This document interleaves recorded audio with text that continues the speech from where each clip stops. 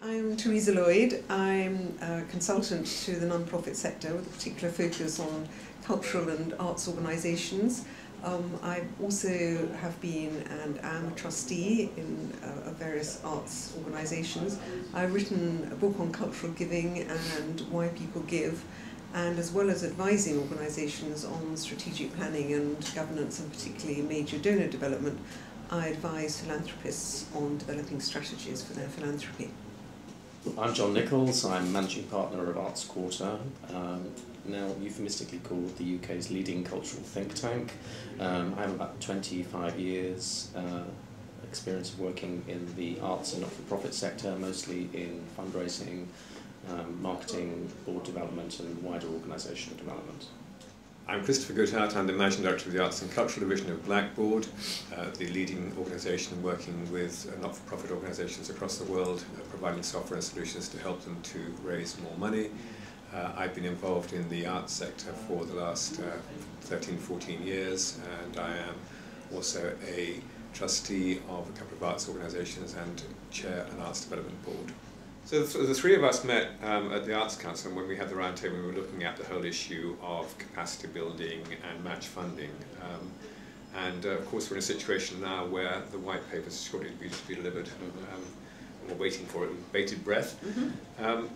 One of the things I think that we felt, generally speaking, was that the whole issue of how organisations' missions look at fundraising is something that perhaps needs reviewing. Do you have some thoughts about that? But very much so. I think as I explained, I work across different sectors, and one of the things that's very apparent, one of the differences, is that very few cultural and arts organisations have sustaining the long-term financial security of the organisation as part of their mission. And not surprisingly, because they're not essentially fundraising organisations as, for example, say the Children's of this world are. But what this means is that it's not a priority task. Trustees, with honourable exceptions, don't necessarily see that as their responsibility. The senior management team doesn't see it. And so the fundraising and indeed other income generation activities are almost quite an afterthought, but seen as a necessary evil rather than, as they should be, an integral part not only of sustaining the organisation, but of actually engaging as genuine partners people who are passionate about and interested in their art form. I think it's a huge opportunity being mixed and missed. And as a follow-up to that, I mean, because of that, there isn't investment, there aren't always coherent business plans, and so on and so forth. So it's all the kind of trustee engagement doesn't follow. It's seen as it's okay for trustees to say, oh well, all that nothing to do with me. I don't do relationship development and fundraising, and everybody nods sympathetically instead of saying, oh well, in that case, terribly sorry, but it's not what we need. John, when you were talking to boards, do you find that organisations are actually getting their boards as one of the requirements to become a trustee is that they will look at fundraising? It doesn't necessarily come at the top of the list, in the one-on-one interviews we do with trustees in terms of understanding how we can work with individual organisations, invariably they have not joined the board to assist with the fundraising in any kind of proactive way. And where that is becoming increasingly a specification in any kind of trustee recruitment, it's still isolated. Most organisations appear to be looking for one or two trustees with specialist fundraising experience on whom the pressure is put. It's almost treated as if those trustees are like the treasurer, if you like. They are charged to deal with the fundraising activity of the organisation, to provide mentoring skills or provide contacts in the same way as the treasurer looks after the books. It's something that happens somewhere else in the organisation. I think it is possible to combine, I mean, to have an approach. I mean, this happened when I was on the board of Sadler's Wells, and I think it worked well, where there is, if you like, the lead trustee role, so somebody takes responsibility for mentoring, championing the development team in this example, and the treasurer, as you say, and then there was a capital project, so there were people who knew about property and civil engineering and so forth.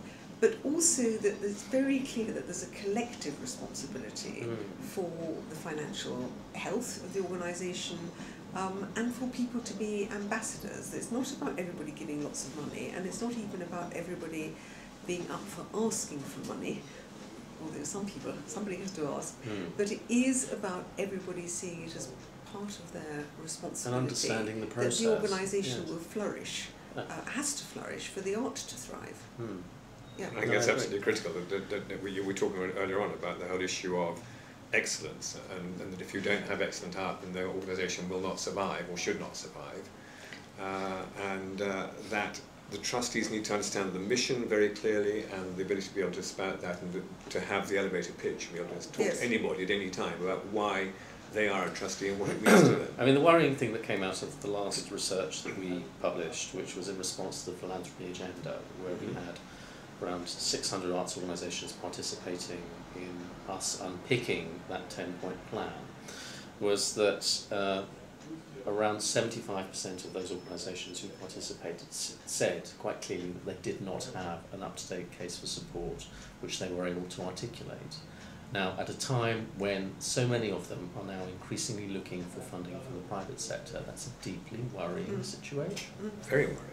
And that links to one of the other topics. I think it's a couple of things. One is that it's about if income generation, fundraising and other income generating activities is seen as crucial to sustain the organisation, then there will be serious thought about investment,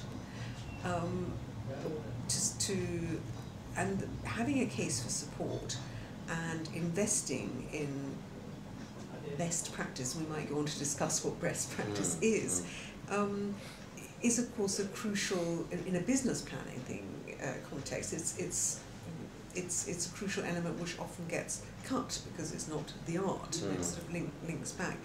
And I think a lot of feathers were ruffled last week, maybe the week before, when Martin Brooks of New Philanthropy Capital said to a parliamentary committee essentially that the UK lacked really good fundraisers, particularly those who knew how to ask wealthy people effectively, who knew how to, and I think he's absolutely right.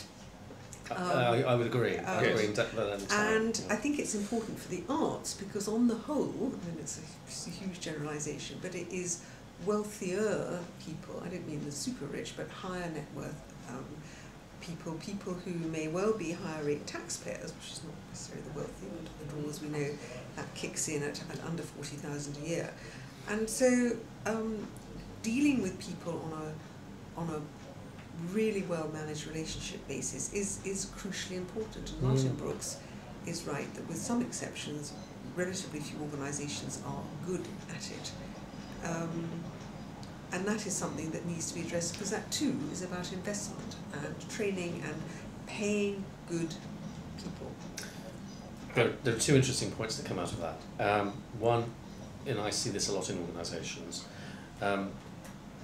a lot of the relationships within individual arts organisations operate in a marketing context, where the relationship is one of one to many.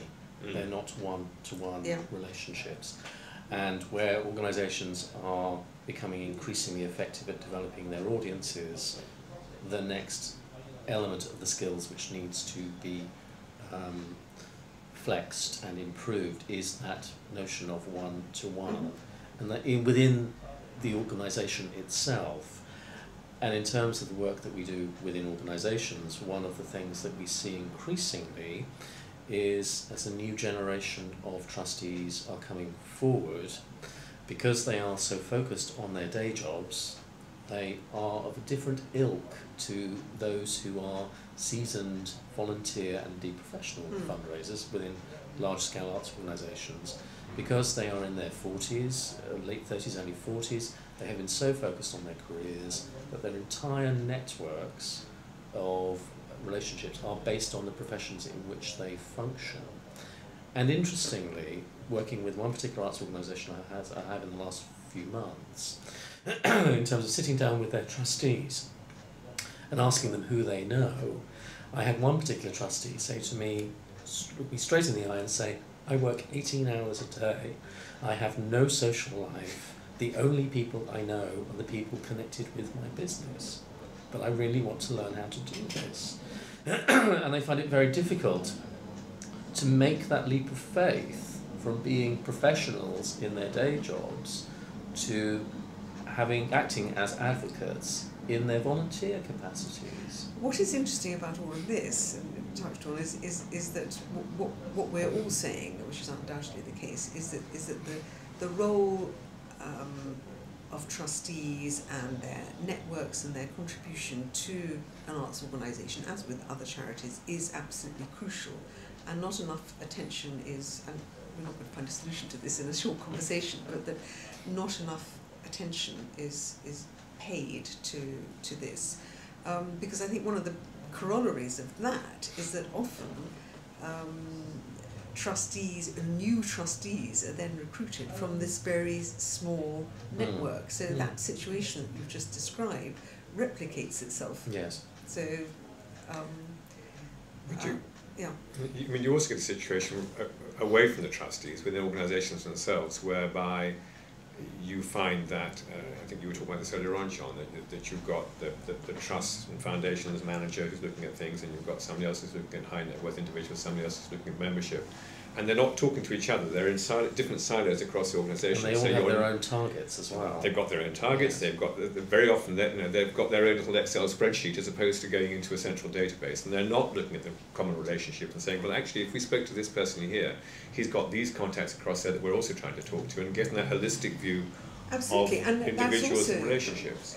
About investment. It's partly mindset, and it's then saying, how do we ensure that we capture all these relationships? We develop a research profile, we invest in a research, somebody who can conduct the research.